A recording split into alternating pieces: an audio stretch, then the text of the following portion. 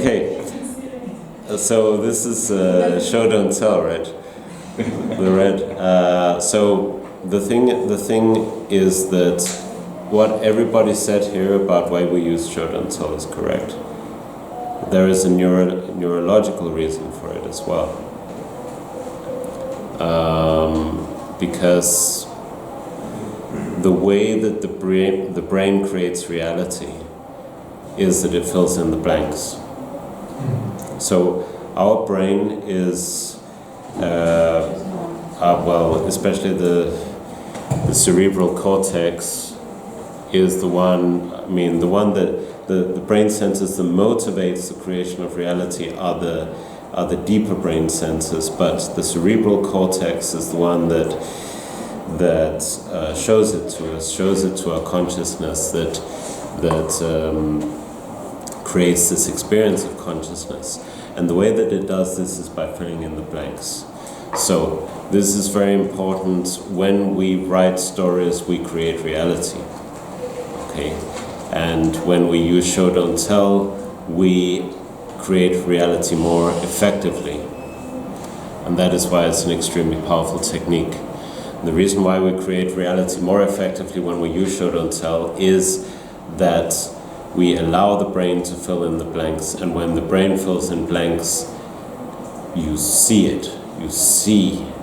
It's not just someone telling you, you see it. So, for example, you're walking one dark night on a forest path or something, and it's kind of dark, you see there is something ahead on the path, and immediately you see a snake, Yeah. You walk up to it very, very carefully, and at one point you realize it was a branch, not a snake. So what the brain does is it says, okay, I don't know what that is, but I'm going to create the most threatening thing possible in order to help this person stay alive. It fills in the blanks because our vision is not that high definition many times. Like our eyes has, in the center of our vision, we have the fovea where we're able to focus in on something. Like, for example, I'm looking at Claudia, I see Claudia in high definition. Already, you guys, even though you're pretty close, begin to fade out,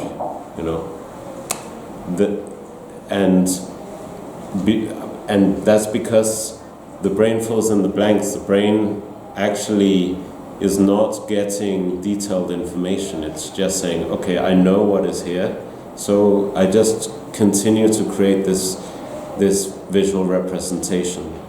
I had this book about neuroscience at one point where there were these this checkered pattern. You know what a checkered pattern is? Like it's crosses, and that continued in this line. Like there was this rectangle with checkered crosses, and in the middle of the line there was a white space, and this white space didn't have any crosses or anything on it.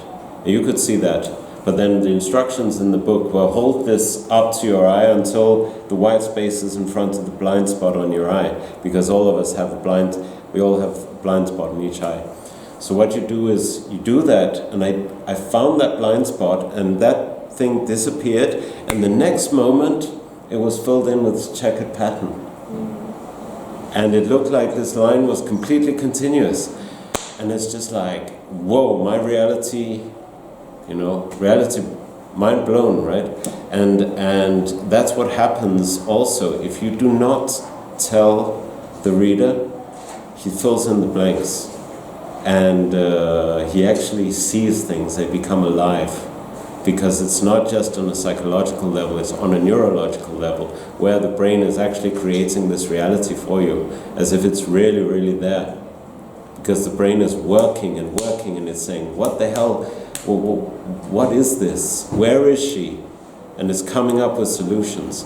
And then creating reality that is a very pleasurable experience for the reader, and a very lively experience. Just a quick question to that, I don't want to take too much time.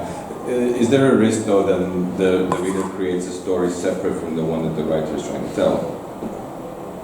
Well, not if you're doing it right. So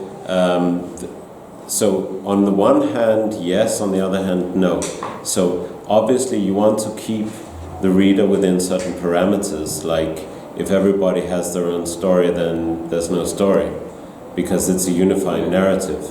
But maybe, I mean, probably all have that experience of reading something and imagining a certain character in a certain way, and then you watch the movie and you're like, no.